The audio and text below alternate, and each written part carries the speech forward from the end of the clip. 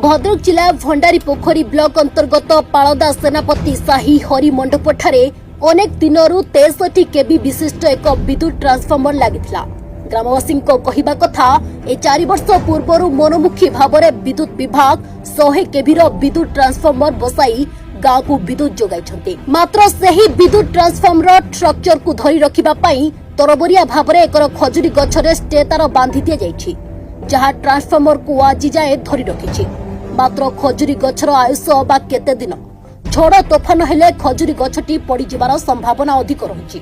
गछटी पड़ी गले ट्रांसफॉर्मर सह स्ट्रक्चर टी केउ मुहूर्त रे गली पड़ी विपद सृष्टि करिवो एहा केही कहि परिबे नाही, जहां विद्युत विभाग रो अपारगता को पदरे पकाउछि।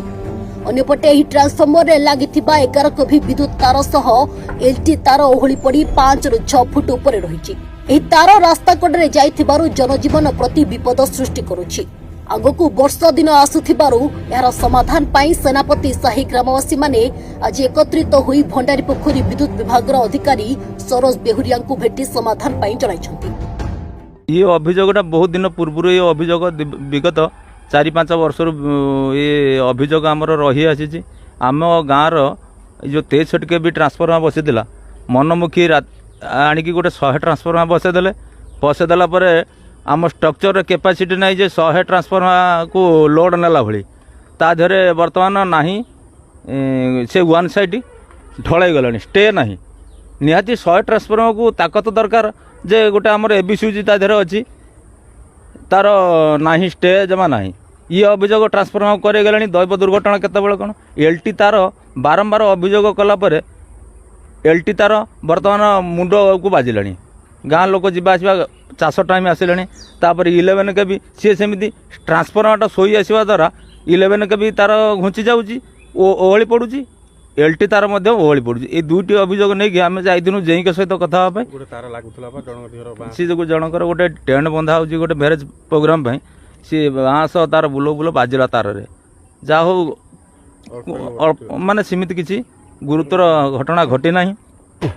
ये अभियोग नहीं जेई पाक जाइनु जेई आमको परामर्श देले जे आसंता काली सुधा ताकू तुरंत पदक्षेप नापी जदि आसंता काली सुधा आम साटिस्फाए न पाइनु इलेक्ट्रिक बाबद ताने आम आउ 2 दिन अपेक्षा करूँ। रज 17 तारिख पर आम धारणा बसमु इलेक्ट्रिक ऑफिस आगे आम धारणा बसमु। यह हूँ आमर गाँ लोकंर अभियोग आम जो जिते जन कंज्यूमर रहीनु ये जो रास्ता पाखरे तार जाइए ये तार आमको बहुत असुविधार पकाउछि। मैं आमर अभियोग नहीं जाइलु जे आमर 100 केबी ट्रांसफॉर्मर बसी तार स्टे नहीं तार स्टे केवल गोटे खजुरी गछ से एते ओजनदार जिनसटा खजुरी गछ केते दिन सहिब सेटा आमे कहि परिबुनु। तेणु आमर अभियोग है जे तुरंत यार स्टे दिया जाऊ आउ ट्रांसफॉर्मर पूरा बंकी गलानी पूरा केतले को मुहूर्तर दुर्घटना घटिबो सेटा केही जान नै।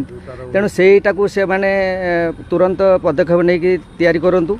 यही अभियोग नहीं आम जेई पाक जाइलु आ जेई आमको प्रतिश्रुति देइछन्ति काली सकाळु काम करेंगे जदि न करेंगे आम आगामी दिन में धारणा बसबू अन्य पदक्षेप नेबू।